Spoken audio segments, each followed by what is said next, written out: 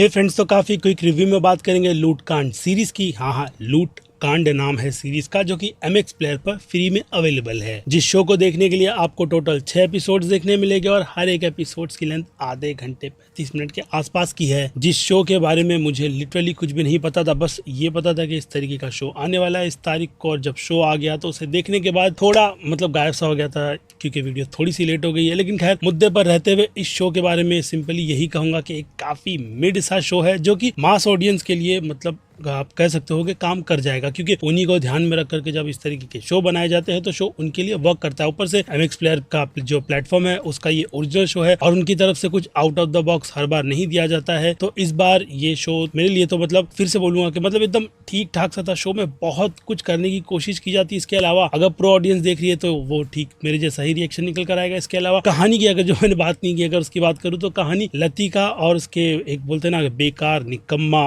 वहाँ भाई की बात कर रहा हूँ, उनकी है, जिनकी लाइफ में बहुत सारी प्रॉब्लम कर्जे को लेकर के है। तो फिर क्या, इस कर्जे को मिटाने के लिए वो लोग बैंक लूटने की प्लानिंग करते हैं और फिर इसके बाद गन्स, उसे ढूंढने वाले कुछ लोग, ये सारी चीजों में इन दोनों का क्या होगा क्या नहीं, उसका जवाब जानने के लिए आपको ये सीजन देखना पड़ेगा। क्योंकि सीजन 2 का जो बेमतलब का राब इन्होंने अलापा है उसकी कोई भी जरूरत नहीं थी। लेकिन खैर, अब जबकि मेकर्स की तरफ से डिसीजन ले लिया गया है तो शो में 6 एपिसोड्स आधे घंटे के होने के बावजूद भी ऐसे लग रहे थे कि भाई जल्दी बोल, पनवेल निकलना है, ऐसा बोलते रह जाते हो। और फिर ये शो बोलता है नहीं काम करते, आधे में खत्म करते, पनवेल आप जा करके जब रिटर्न आओगे ना तब बाकी की कहानी आपको सुना दी जाएगी। जी हाँ, शो की सिचुएशन कुछ उसी तरीके की। बाकी अगर डायरेक्शन की बात करूँ तो सिंपल सा शो अपने सिंपल डायरेक्शन के साथ सिंपल से कैरेक्टर को लेकर के चलता है। क्योंकि जैसे कि मैंने कहा, शो बस अपनी फन वाइब को पकड़ते हुए, वाइब बोला तो उनकी वाइब को पकड़ते हुए ये बस ठीक ठाक सा ही निकलता चला जा रहा था, जिसे अगर अभी ही मास ऑडियंस की कैटेगरी में रखा जाए तो मास ऑडियंस इस शो को डेफिनेटली मैं कह सकता हूँ कि एक ही कैटेगरी में रखेगी। क्योंकि उनको अगर ध्यान में रखकर शो बनाया गया है तो ऐसी ऑडियंस इस शो से कनेक्ट हो जाएगी। बाकी क्रिटिक्स की बात की जाए तो क्रिटिक्स के लिए ये शो ठंडा